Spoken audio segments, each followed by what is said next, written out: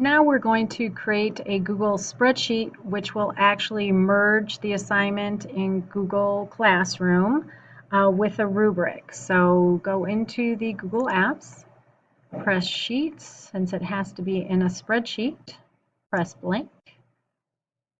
Then you are going to be careful to give it a title of a class and of an assignment so that you can easily find it. I like to go with the period and the year and then the name of the assignment. Ultimately, what the spreadsheet will look like is it will have the list of student names. I cut it off. And then their emails, and this is where the document will be.